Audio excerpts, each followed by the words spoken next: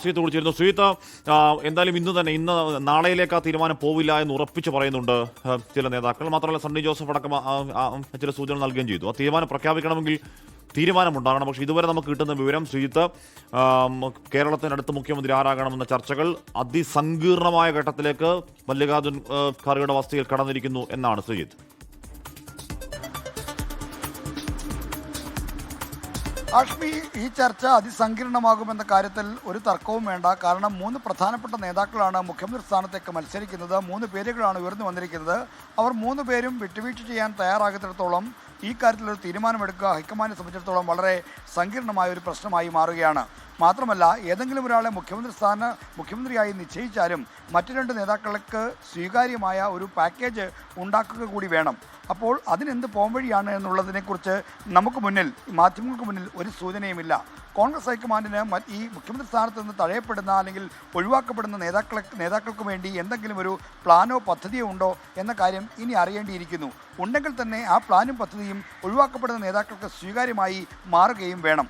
അപ്പോൾ ഇതാണ് ഈ ചർച്ചകളെ മുന്നിലുള്ള പ്രധാനപ്പെട്ട പ്രതിബന്ധമായി മാറാൻ പോകുന്നത്, വെല്ലുവിളിയായി മാറാൻ പോകുന്നത്. നിയമസഭാ കക്ഷിയിലെ മൃഗീയ ഭൂരിപക്ഷം KC വേണുഗോപാലിന് അനുകൂലമായ ഒരു ഘടകമാണ്. എന്നാൽ അദ്ദേഹം മുഖ്യമന്ത്രിയായി വന്നാൽ 2 ഉപതെരഞ്ഞെടുപ്പുകൾ വേണ്ടിവരും എന്നതാണ് അദ്ദേഹത്തിന് മുന്നിലുള്ള പ്രധാനപ്പെട്ട ഒരു തടസ്സമായി മാറുന്നത്. അതായത് ആലപ്പുഴ MP സ്ഥാനം രാജിവെക്കുകയും വേണം, 6 മാസത്തിനകം നിയമസഭയിലേക്ക് മത്സരിച്ചെത്തുകയും വേണം.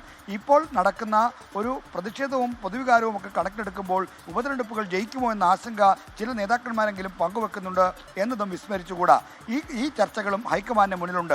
എന്നാൽ VD സതീശനാകട്ടെ നിയമസഭാ കക്ഷിയിൽ അദ്ദേഹത്തിന് ഭൂരിപക്ഷമില്ല എന്ന് മാത്രമല്ല, വളരെ ചെറിയ ഭൂരിപക്ഷം മാത്രമാണുള്ളത്. അദ്ദേഹത്തിൻ്റെ ബലം എന്ന് പറയുന്നത് മുസ്ലിം ലീഗ് അടക്കമുള്ള കക്ഷികൾ നൽകുന്ന പിന്തുണയും പൊതുവികാരവുമാണ്. എന്നാൽ പൊതുവികാരത്തെ അടിസ്ഥാനപ്പെടുത്തിയോ ഘടകകക്ഷികളുടെ പിന്തുണയോ അടിസ്ഥാനപ്പെടുത്തിയോ മാത്രം കോൺഗ്രസിന് തിരുമാനമെടുക്കാൻ കഴിയുമോ എന്ന ചോദ്യവും അവിടെ ഉണ്ട്.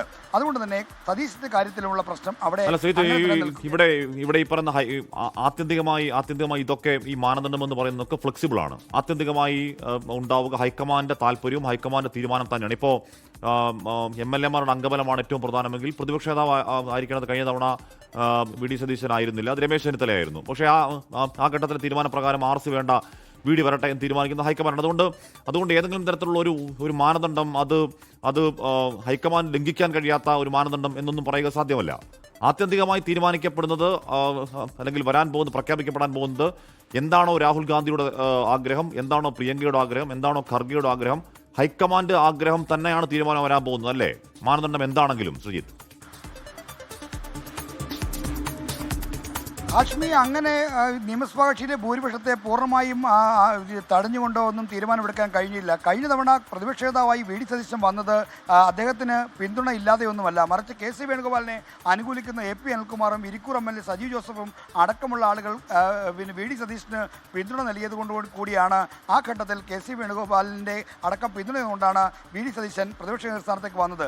രമേശിന് ഭൂരിപക്ഷമുണ്ടെന്നൊക്കെ അദ്ദേഹം അവകാശപ്പെടുന്നുണ്ടെങ്കിലും ആകെയുള്ള 22 MLA-മാരിൽ പിന്നെ സതീശനും അതിൻ്റെ പകുതിയോളം വരുന്ന ഭൂരിപക്ഷം KC വേണുഗോപാൽ വിഭാഗത്തിൻ്റെ കൂടി പിന്തുണ വന്നപ്പോൾ ഉണ്ടായിരുന്നു എന്നത് ഒരു വസ്തുതയാണ്. അത് മറിച്ചുള്ള ഭാഷ്യങ്ങളൊക്കെ പുറത്തുണ്ടെങ്കിലും അത് അത്ര കണ്ട് ശരിയാണോ എന്ന് ഞാൻ കരുതുന്നില്ല.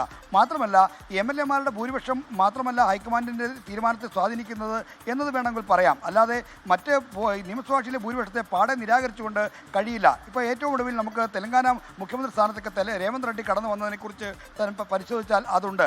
അവിടെ 5 കൊല്ലക്കാലം പിന്നെ ചന്ദ്രശേഖർ റാവു സർക്കാരിനെതിരെ പട നയിച്ചത്, തെലങ്കാനയിലുടനീളം പദയാത്ര നടത്തി വലിയ തോതിലുള്ള ജനവികാരം ഉണ്ടാക്കിയതൊക്കെ അന്നത്തെ പ്രതിപക്ഷ നേതാവായിരുന്ന ഭട്ടി വിക്രമോർക്കയാണ്.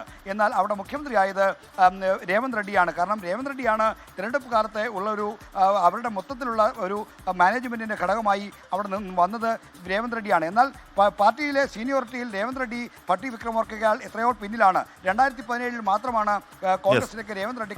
ഹൈക്കമാൻഡ് ആത്യന്തികമായ താല്പര്യമായിരിക്കും അക്കാര്യത്തിൽ അന്തിമമാവുക. ഈ പറയുന്ന ബാക്കി മാനദണ്ഡങ്ങൾക്കൊപ്പം ഹൈക്കമാൻഡ് എന്താണോ ആഗ്രഹിക്കുന്നത് ആ തീരുമാനം പ്രാബല്യത്തിൽ വരും. അത് KC ആണെങ്കിലും VD ആണെങ്കിലും RC ആണെങ്കിലും.